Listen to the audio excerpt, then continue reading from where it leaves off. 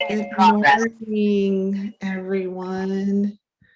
My goodness, good morning, everyone. Welcome. Hi, everybody. My goodness, I see some of our favorite mentors in the room too. So nice to see all the mentors this morning and so many fellows. Admin, thanks for being here. To going where? I wanted to. Here that they are not going to be going inside Ukraine itself. We're going to start right at 9:30. So go ahead and mute yourself. And, you know, it's always fun when we get together as a Cotsen community. So if you see friends in the room, feel free to shout out to them in the chat. You are in for a real treat with Blair Campbell this morning. Thank you.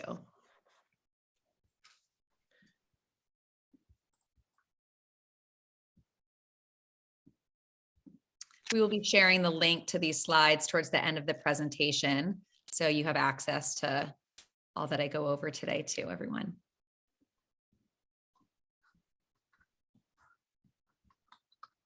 Yes, happy Saturday. So glad to see you all here this morning.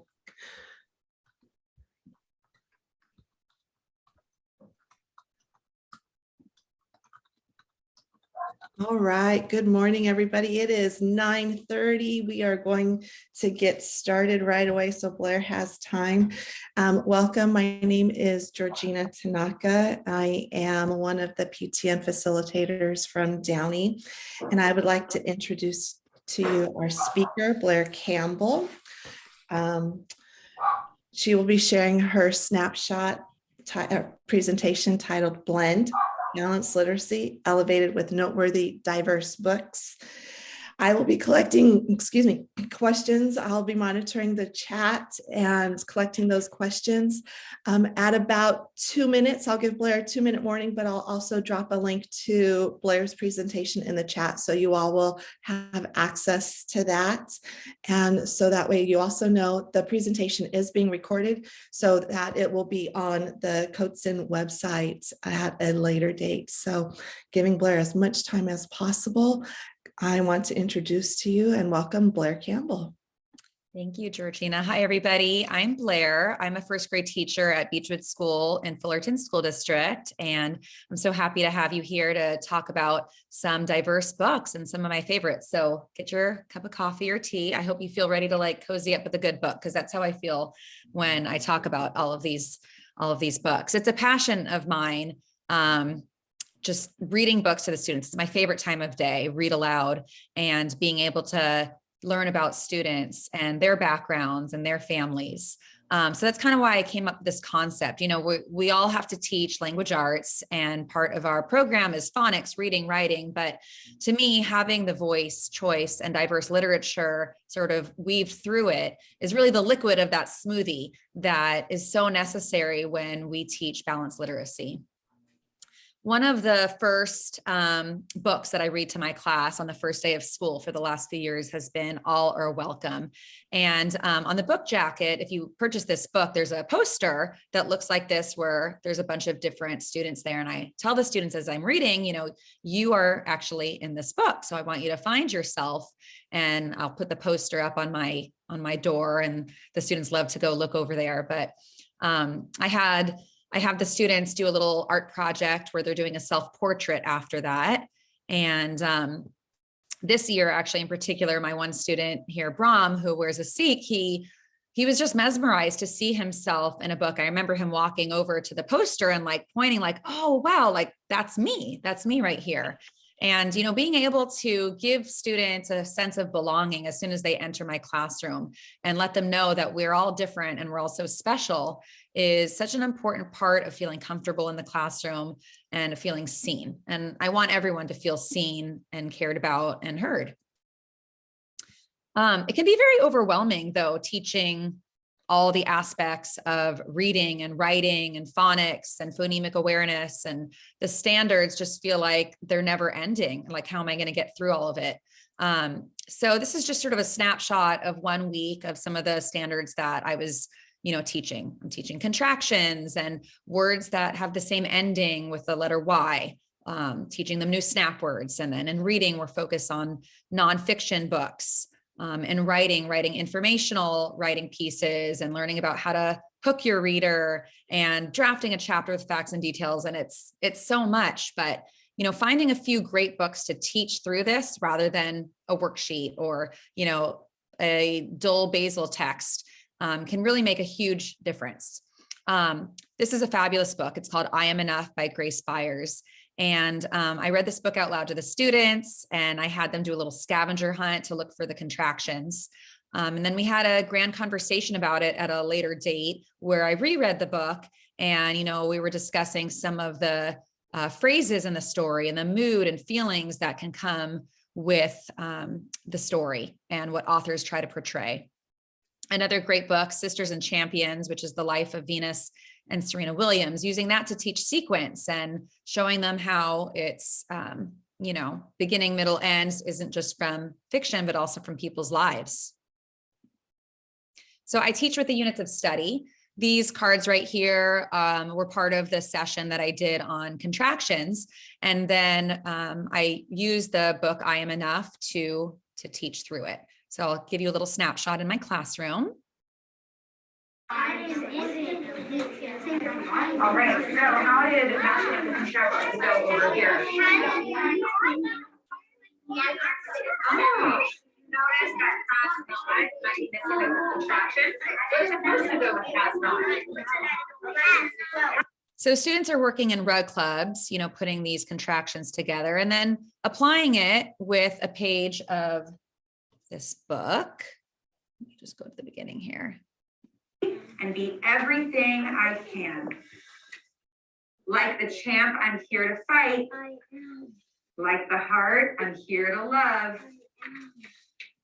Like a ladder here to climb, and like the air to rise above. Like the winds, I'm here to push. Like a rope, I'm here to pull.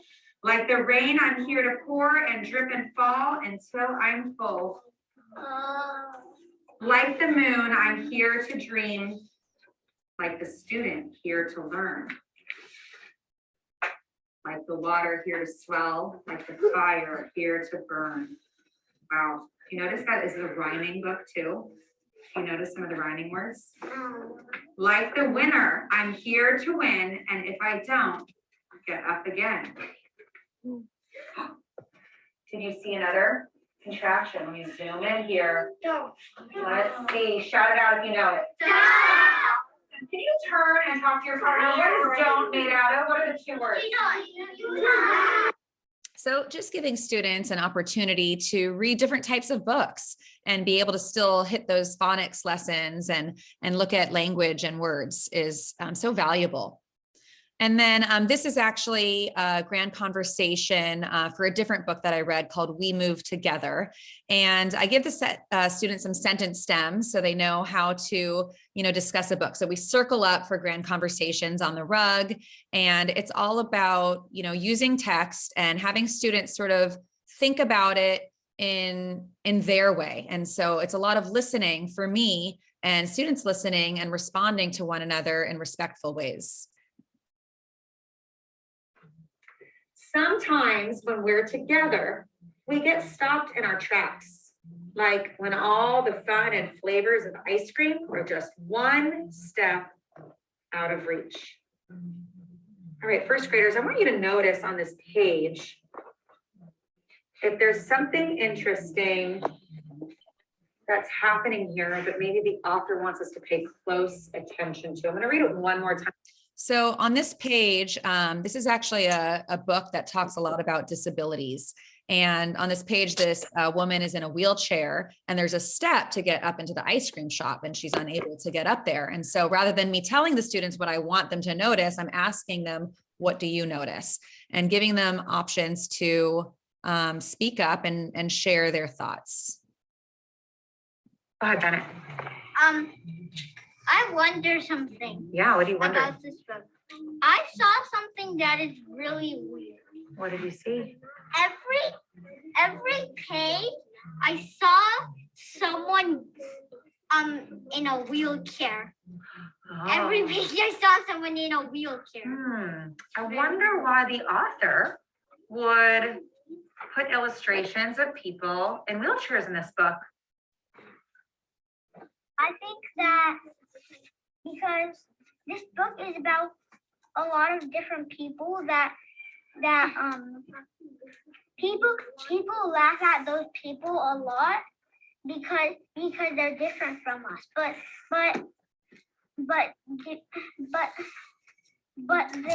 when we're different, we should, when people are different, they shouldn't be laughed at. Like So giving students voice to, talk about things and giving them opportunities and prompts to have these conversations with one another, I think is so valuable. And there's been days where I feel like, and I'm sure we've all had this, like, I just feel like a failure today, like things just aren't going well. Honestly, just grabbing one of my, favorite books can do so much and really turn things around. And it makes me feel like my classroom is a family a little bit. We can have these discussions and I know that they will go into the world knowing that we can have conversations and have different opinions, and that's okay too. Another fabulous book is called The Girl with Big, Big Questions. In the story, she's just asking a lot of questions about the world and just showing that that's okay to have questions and have curiosity, and posing this to the students. Like, what questions do you have? First graders are always coming in asking me a million random questions about things, but giving them a place to write these questions down and let them know, like, you know what, we can find the answers to your questions from books and literature. And I can, help sort of push them to find, and stem their curiosity a little bit too. For informational writing, one of the class writing pieces that we were doing was writing all about winter. And so another book that I read to the students was The Snowy Day, just to kind of take a close look at a winter day, especially here in Fullerton, where I live. There's no snow here, or in Southern California. A lot of students haven't experienced that. So even looking at simple things like onomatopoeia in a story, and just some details and facts that authors use, but being able to use a fiction book and look at that and then use that to write their informational pieces. So here's two parts of our writing rubric. We're looking at elaboration, putting facts in your writing about the topic, and then being able to grab the reader's attention with a lead. So here's some samples of what the students came up with. Looking at the clothing that the character was wearing in the book with the jacket, and then using onomatopoeia. The student wrote, "Brr, it's chilly out there," and just being able to really express voice even in nonfiction writing. And activities like making a snowman. Just having other opportunities to look at so many diverse books, but yet still hit all those standards can be such a special thing. For Chinese New Year a few weeks ago, I learned about this new book that I just bought. It's called Friends Are Friends Forever. It's so beautiful. It's about two girls that live in China and one has to move to America. And when I read this book, I was just starting to think like, gosh, I want to read this book, but I always want to do more than just read a book, right? I like to interact with the text and looking at so many things I can discuss with the students, retelling the story, talking about the central message or lesson. And then I had a student that just moved from Korea, speaks very limited English. And one of the students, as we were reading this book, said, "Oh, it's like Yosep coming to a new country and having to learn English," and being able to connect with our class like that. And then sharing our own connections, like who else here speaks another language, who celebrates Lunar New Year. And then letting the students decide like, okay, well, do we want to do something to celebrate? They wanted to make Chinese lanterns. So we did. And I found some nice music to listen to. And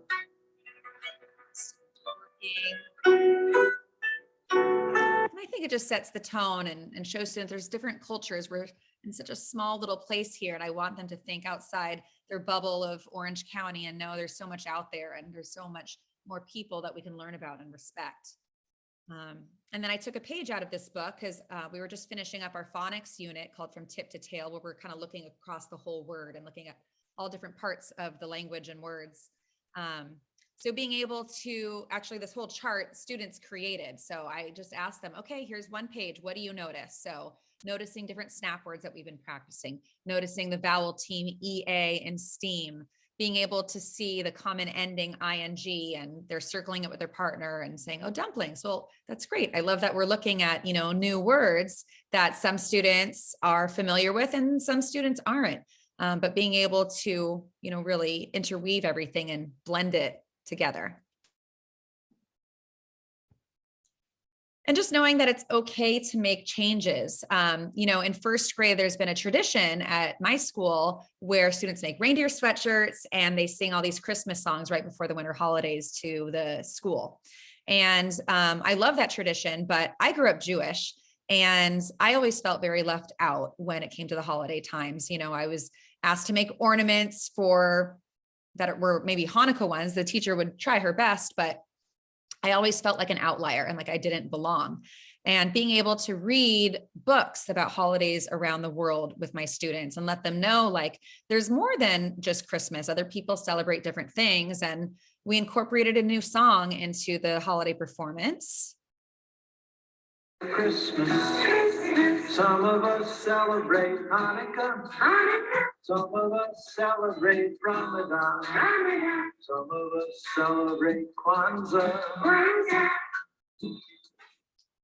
So for those that do celebrate different holidays, it gives them an opportunity to be seen. And as I was looking around the multipurpose room, we actually have a very diverse school, and there are many students that don't celebrate Christmas. And it was nice to see that appreciation even from the families. But even if every one of my students did celebrate Christmas, giving them that, that window into that there's more beyond what we do. And it's important to learn about others and other traditions too.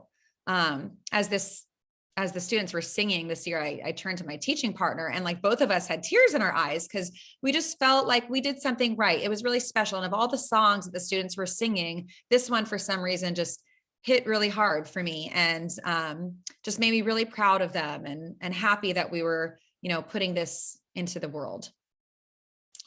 And then book shout outs, giving students opportunities. I have a tray on my whiteboard where every few weeks I put some of my favorite books. And I know these are Mrs. Campbell's books. And, it kind of gives them an opportunity to pick books that they might not pick out on their own when they're looking in my own library.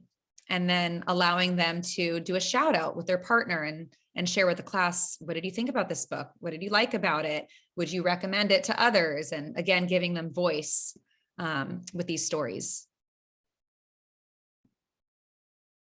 This is a really powerful quote that I'm going to just pause so you can read it to yourself.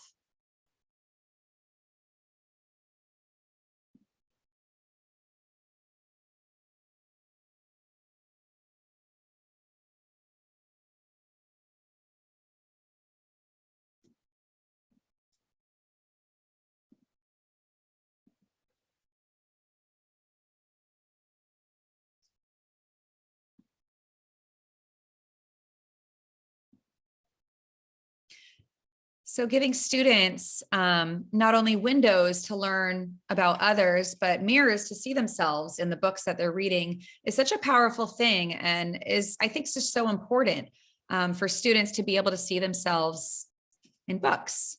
One of the books that is a mirror for me was The Keeping Quilt by Patricia Polacco. It reminded me a lot of my Jewish traditions and the Yiddish that my mom spoke to me, or that my grandma spoke to me when I was young. And I was wondering if maybe one of you have a book that means something for you, or something that you've read to your students that really, captured their attention. If so, I would love to see in the chat what that may be and add to my own and our own libraries as well. And then just having your library get involved is such an important and powerful thing too. We go to the library every week, and our librarian's pretty amazing. She is constantly putting out new books. So Black History Month is this month, and she's been reading a ton of different books to showcase, different authors and different characters. She did this for Women's History Month last year as well. And she's always showing me new books that she's heard about that I sometimes don't. Blair, you have 2 minutes. Thank you. The rest of these slides are just for you. They're just resources, and each one is a link to a virtual library or a website that can offer so much.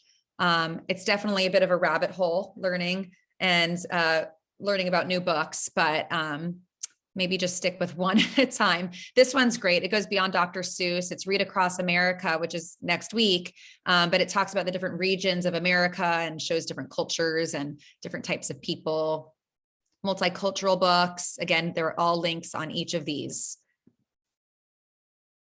March Madness, Women's History Month. These are some links to places with lessons that are already ready to go if you want to try something out. And then these are just some of my favorites. There's a couple slides here that are highly recommended by me.